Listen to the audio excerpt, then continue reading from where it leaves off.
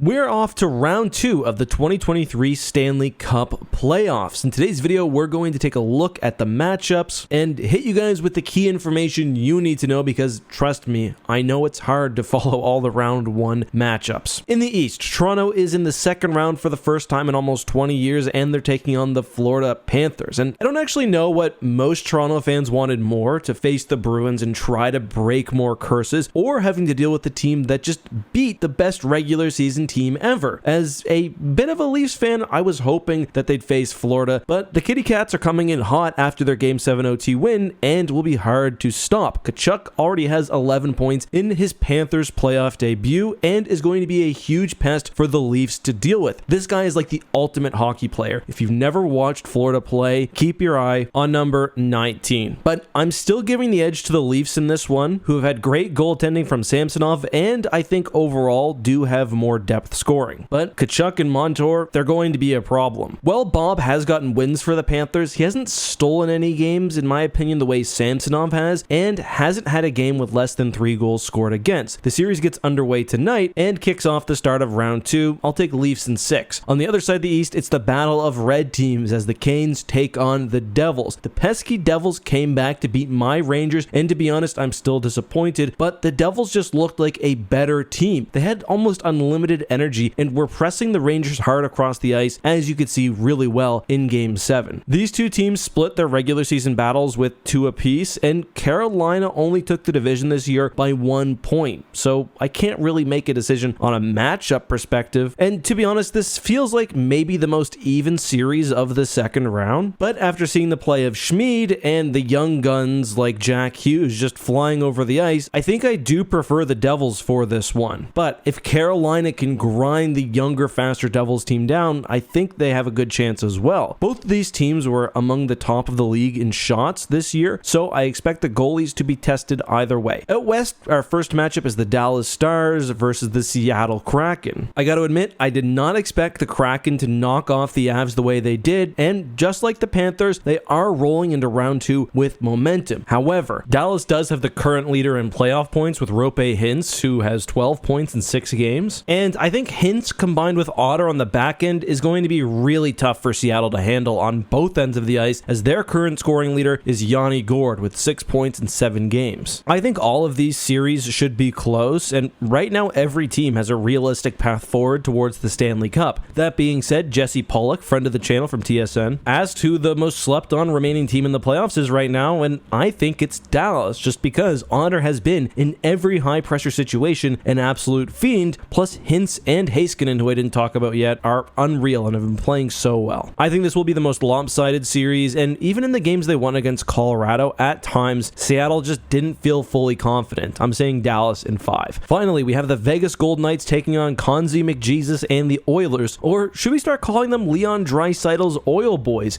He was the better of the pair of All-Stars in the first round, as he currently leads in playoff goals and just generally is one of the playoff performers in NHL history. If McJesus is playing as the second best player on your team, that typically bodes well for you. But since Vegas has joined the league, they have also been a tough out in the playoffs and have the most rest from their first round, finishing their series in 5 games. This one has the juice on both sides of the puck, and I think this series could likely go to Game 7 and could get chippy pretty quickly, as did Edmonton's first round. I honestly think this series will be decided on the power play in round 1. The Oilers were converting on the PP above 50%, which is pretty much unheard of. This season has actually seen historically high power play rates. Thankfully for the Golden Knights, they're actually the bottom half in penalties taken per 60 minutes in round 1, but we're also the second worst in kill percentage. Where I'd maybe be a bit concerned is consistency in goaltending for the Oilers, and that Vegas really has a lot in terms of weapons, from Stevenson and Stone to Eichel, who has only 5 points, but I thought in the games I watched looked really impressive. At this point, now that the third and fourth lines are going in Edmonton, I'm not really willing to bet against Draisaitl and McDavid, so I do have them closing out the series in 7 games. And those are my official predictions for round 2. Let me know what you guys think. 2 very interesting games tonight, as we have Florida versus Toronto starting at 7 Eastern time, and then at 9:30 Seattle and Dallas. Make sure to subscribe for ongoing coverage of the NHL playoffs and more.